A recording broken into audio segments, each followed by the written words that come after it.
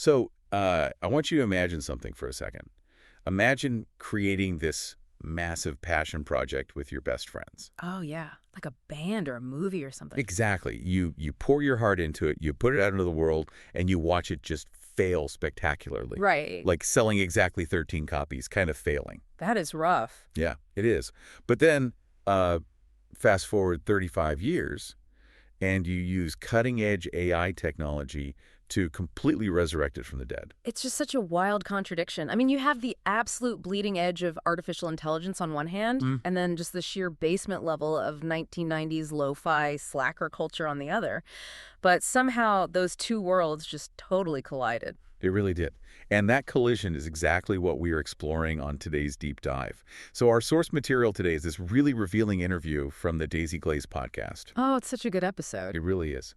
The host, Henry Martinez, actually managed to track down and interview this highly elusive musician. He just goes by the pseudonym The Blade. Right, The Blade. Yeah. And our mission today is to dig into the wild 35-year journey of The Blade's 1991 underground college band from Denton, Texas. They were called, I kid you not, the Funky Butts. Such a great name. We're going to look at, the power of pure creative chaos and, more importantly, how modern generative AI is stepping in to basically perform necromancy on lost art. Yeah, and to truly appreciate the technology they're using today, you kind of have to understand the environment they were reacting against back then. Right. So let's travel back to 1990. The music industry at this time is just this hyper-corporate, glossy, gate-kept machine. Oh, totally. Massive MTV budgets, highly polished pop stars, the whole 9 yards. Exactly. But down at the University of North Texas, in some random, probably fairly grimy living room, you have these 4 students who decide to completely reject that entire ecosystem. They just opted out. Yeah, they didn't just bypass the industry, they actually hid their true identities from their own campus. I mean, long before helmet-wearing electronic duos were dominating the charts, these guys were effectively the Daft Punk of the Denton, Texas college scene. Which is so funny to think about. Yeah. But that anonymity wasn't just like a gimmick, though. No, not at all. Because nobody knew who they were. They had zero reputation to protect, which, gave them the freedom to be totally unhinged in their creative process. But, completely unhinged. Yeah, but I have to stop you there because we really need to talk about that process. Or the total lack of one, really. Right. Okay, let's unpack this because The Blade claims in this interview with Henry Martinez that the band never wrote down a single lyric. Not one. It's crazy. Their guitarist, who went by the alias Marathon Man. Amazing. Right. He would plug his guitar directly into just a standard consumer cassette boombox. He'd start playing a riff, and the other 3 guys would just start shouting improvised lyrics over the noise. Just absolute chaos. Literally. And I'm sorry, but I really have to challenge the mythology here. I mean, is this actually unfiltered, in-the-moment musical genius? Or are we just romanticizing a bunch of college kids being incredibly lazy? Like, it sounds like trying to catch lightning in a bottle while blindfolded, Sure, you might accidentally capture something electric, but mostly just get a lot of noise. I mean, that is a completely fair skepticism. It is a very, very fine line between avant-garde and just plain apathetic. Yeah. But what's fascinating here is that their complete lack of musical pedigree actually functioned as their greatest superpower. Really? Yeah, because they weren't constrained by a traditional song structure like verses, choruses, bridges, because they literally didn't know the rules well enough to follow them. I suppose ignorance can be a form of freedom, in a way. Exactly. Let's look at the actual lineup. You have Marathon Man on guitar. He had a tiny bit of experience playing in a country cover band called Italy City Limits. Named after the tiny town of Italy, Texas. Right. Then you have our interviewee, The Blade. His entire previous musical resume consisted of a conceptual band called Stanley Swank and the Handy Wipes. Wait, conceptual? Yeah. They never recorded a single note of music. Their only claim to fame was showing up to a college party and staging a fake, incredibly aggressive band fight that looked so realistic that the audience just got deeply uncomfortable and left. See, I actually respect that. That is pure performance art. They were like the Andy Kaufman of the Denton music scene. Precisely. They were interested in the reaction, not the polish. Yeah. And the remaining 2 members who went by these just beautifully dated MC Hammer-inspired names. Oh, yeah. Slankmaster MC4 and MC Mike. Yes. They had literally zero musical background. Their only qualification was a highly specific knack for stringing together what the Blade affectionately calls nutty phrases. Nutty phrases. I love that. But here's the bizarre twist. They didn't just keep this, in the living room. They actually dragged this boombox chaos into a legitimate professional recording environment. They really did. In 1991, they booked time at High Tech Studio in Dallas. And this brings us to a guy named Andy Childs. Honestly, Andy Childs deserves a medal for his role in this story. Literally. He was their college audio production teacher, but he also owned this commercial studio. You really have to picture the dynamic here. You've got this professional audio engineer looking at 4 chaotic students who don't even write down their lyrics. And he just lets them in. Yeah, he gives them the studio time, maybe as an educational exercise or maybe just out of sheer pity, but he insists on being the one behind the mixing board. Well, yeah, the Blade is pretty transparent about why. Andy Childs was essentially acting as adult supervision. Oh, 100%. He was just there to ensure these kids didn't physically destroy his very expensive studio equipment. But, by being in the room, Andy accidentally became the anchor. He corralled their manic energy just enough to capture it on tape, which is why he officially gets a co-producer credit on the final album. That is so funny. And that legendary album was titled Meet the Funky Butts. Spelled M-E-A-T. All right, M-E-A-T.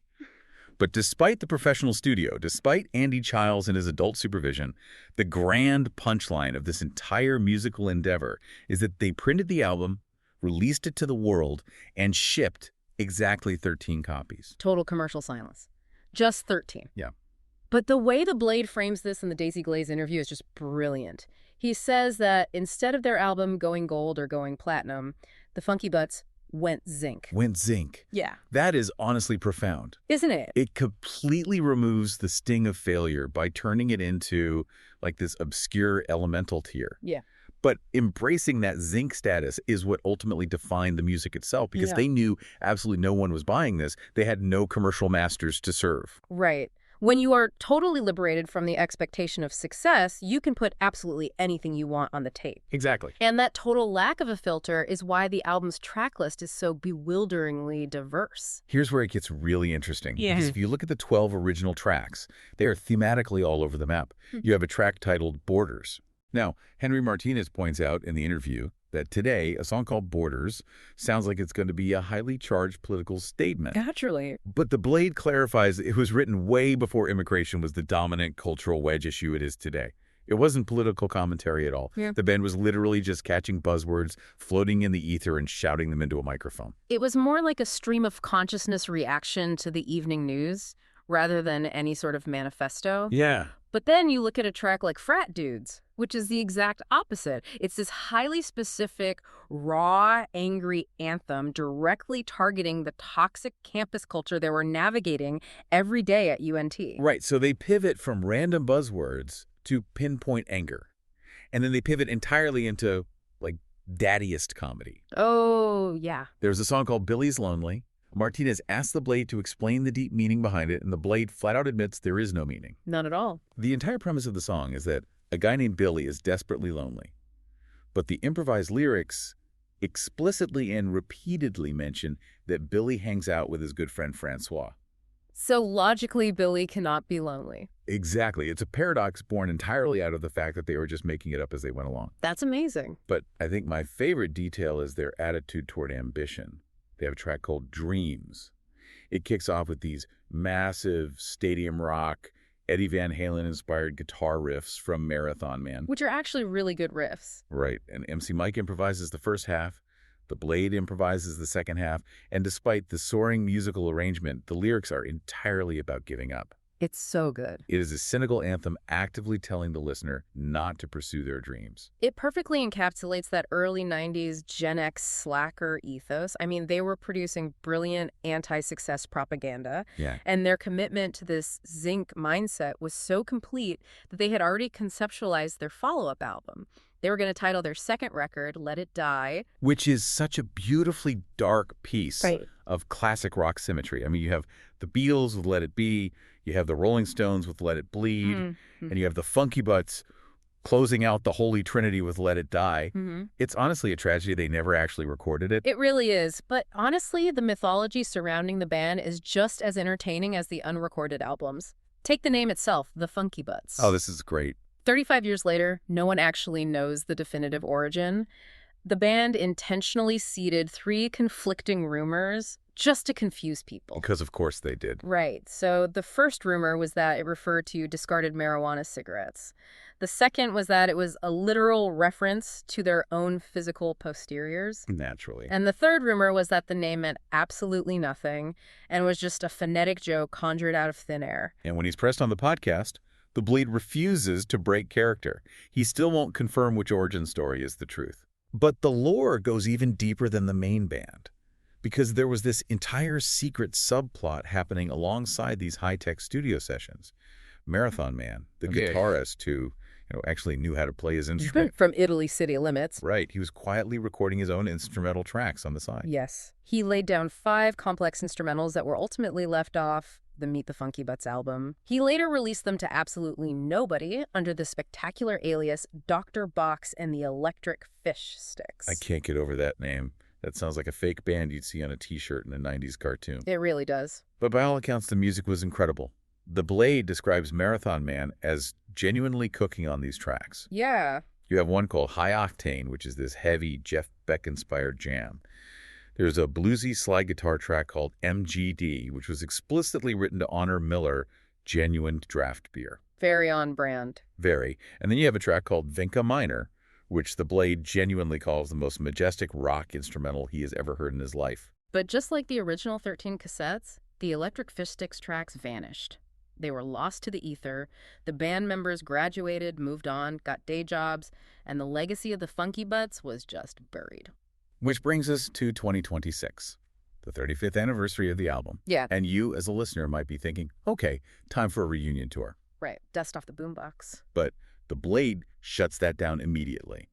He says that ship has sailed, they're way too old to be shouting nutty phrases over a boombox, so they decide the best way to celebrate is to remaster and re-release the original album. Makes sense. But they hit a massive, seemingly insurmountable technological wall. The original multi-track master tapes from High Tech Studio are gone, completely lost to the wind. The only surviving audio of this band exists as highly compressed, decades-old MP3 files. Ooh. That's rough. Yeah. So what does this all mean? How do you even remaster an album when the masters literally do not exist? Well, to understand why this is an archivist's nightmare, we have to look at how remastering traditionally works and what an MP3 actually is. When you have the original master tapes, you have separate tracks for the vocals, the guitar, the drums. If the bass is too muddy, you isolate the bass track and tweak the EQ. Right. You have control. Exactly. But an MP3 is a completely different animal. It uses psychoacoustic compression. It literally deletes audio frequencies that the algorithm thinks the human ear won't miss, and then it flattens everything into a single baked-in file. Right. So you can't unbake a cake. Yeah. It's like trying to perfectly restore a vibrant Renaissance painting, but the painting burned down in a fire 30 years ago, and the only thing you have left is a blurry, slightly out-of-focus Polaroid photograph of the painting. That's a great analogy. If you try to use traditional audio tools to just turn up the bass on an MP3, you just amplify the distortion. You're just magnifying a blurry Polaroid. This raises an important question. What do you do when the data is simply gone? And this is where the Blade story pivots from a nostalgic college anecdote into a fascinating look at the bleeding edge of 2026 music production. Because they didn't take these MP3s to a traditional mastering engineer. No, they didn't. They fed them directly into an AI audio generation tool called Suno. Now, wait. I need to push back here for a second. Sure. When people hear AI audio, they usually think of stem separation, like those tools that try to digitally pry the vocals away from the instruments. But from what I understand, Suno isn't just separating stems, it's doing something much more radical. That's much more radical. Traditional stem separation on a highly compressed MP3 usually leaves you with watery, robotic-sounding artifacts. It's awful. Yeah, it sounds like you're underwater. Exactly. Suno is a generative AI. It doesn't just filter the audio. It listens to the low-fidelity MP3, understands the musical intent, so the notes, the rhythm, the lyrics, and it effectively reperforms the track using high-fidelity digital generation. Wow. So going back to my Polaroid analogy, Yeah. it's not applying a Photoshop filter to the blurry photo. It is hiring a master forger to look at the Polaroid, understand what the original artist was trying to paint, and then generate a brand new high-definition canvas from scratch. That is exactly what it is doing. Suno acted as a technological cloning process. Unbelievable. The Blade explains that it analyzed the waveforms and fundamentally rebuilt the tracks from the ground up. It boosted the sound quality, it provided pristine vocal clarity, it thickened the arrangements. Hmm. But the most crucial element, and the reason the Blade was so thrilled, is that the AI somehow managed to preserve the raw, chaotic soul of those original sloppy college sessions. It kept the manic energy intact, just in high definition. I still find that hard to wrap my head around. Like, if an algorithm mathematically polishes a track, doesn't it run the risk of sanitizing the exact chaos that made it special? It's a valid concern, for sure, but the Blade argues the opposite. He says the AI actually gave them the power to finally realize the ideas they were too unskilled to execute in 1991. Oh, interesting. Yeah, it didn't just fix the audio, it acted as a cultural translator. And the best example of this from the interview is how they handled a song called Muscles. Oh, this is brilliant. So back in 1991, they improvised a song called Muscles. It was conceived as this goofy country music style tribute to Hans and Franz. We're here to pump you up. Exactly.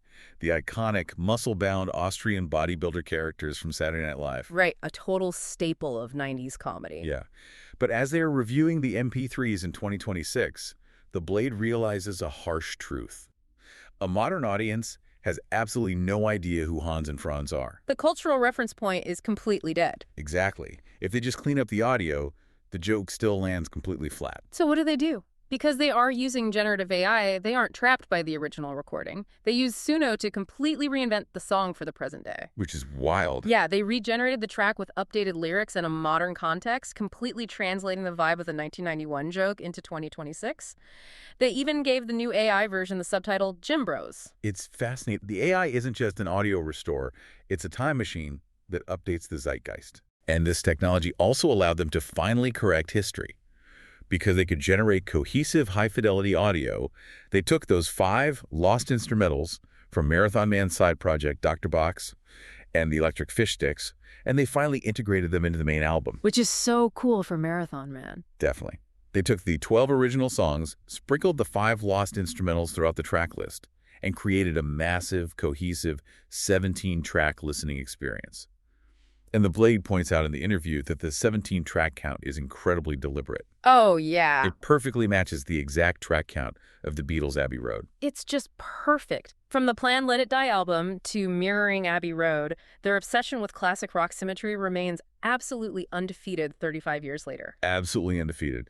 But to me, the most poetic part of this entire 2026 Suno-enhanced Resurrection is how they chose to release it. Because it perfectly mirrors the anti-establishment ethos they had as kids in Denton. Yes, they completely bypassed the modern industry gatekeepers. You won't find the 2026 remaster of Meet the Funky Butts on Spotify. No. It's not on Apple Music. They Yeah. didn't put it behind a paywall. They uploaded the entire 17-track album to a dedicated public Suno playlist. Anyone can just go listen. Yeah. Any listener can just go to the platform, search for Funky Butts 2026, and stream the whole thing for free. The Blade explicitly says that with the economy currently squeezing people, they would rather spread the art and share the love than try to gouge the public for a few streaming pennies. It is the ultimate full circle moment. I mean, they started as anonymous kids rejecting the corporate music machine in 1990 by hiding their faces and pressing 13 cassettes. Yeah. 35 years later, they are utilizing cutting-edge AI to bypass the exact same corporate machine, delivering their art directly to whoever wants to listen. The medium changed, but the mission didn't. Which really brings us to the core takeaways from our deep dive today. First, we have to acknowledge the undeniable, unpredictable power of musical improvisation. Oh, for sure. Sometimes, the best way to capture magic isn't to sit down with a pen, a paper, and a metronome.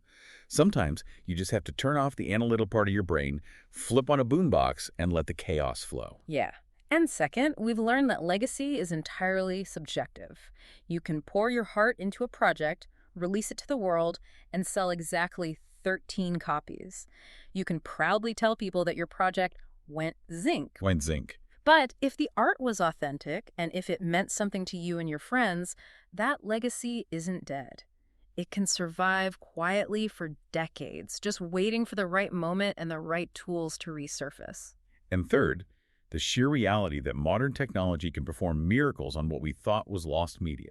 Which really brings me right back to you, the listener. Yeah. Because if we are being completely honest with ourselves, everyone listening to this right now has their own version of the Funky Butts buried in their past. Oh, absolutely. We all have a zinc project. Maybe it's a terribly edited VHS movie you made with your friends in high school that is sitting in a basement somewhere. Right.